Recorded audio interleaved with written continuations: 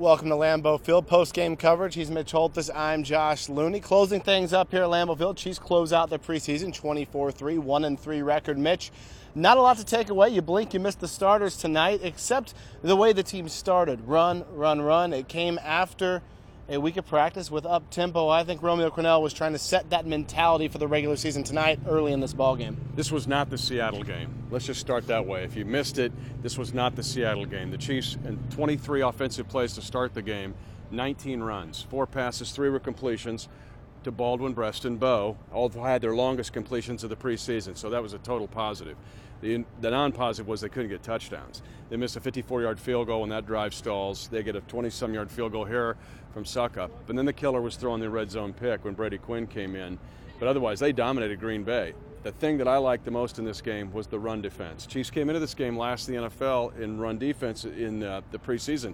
Tonight, they shut them down. Green Bay wanted to do the same thing. They want to run the ball. They know they got to run the ball some to complement their awesome passing game, but the Chiefs would not allow them to do it. And the defensive front tonight was the most encouraging thing because those guys made plays. The first team made plays. Poe did, Tyson Jackson did, and so did Glenn Dorsey. Yeah, if you're going to look at an issue from tonight, I don't look at the final score. My issue is red zone, Mitch. The team struggled last year on it.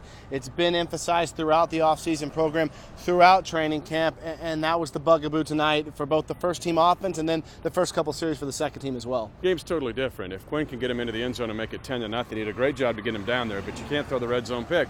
They were last year in the red zone. We've talked about that a lot. That can't be the same this year. And you can't have 14 penalties. That's the other thing that jumps out at you. The other thing that jumps out at you is depth in the secondary. Because I told you I was thinking about Atlanta all night, thinking about it in the last couple of weeks. And this secondary struggle against Graham Harrell, he looks like he was back in Ennis, Texas, throwing 67 touchdown passes.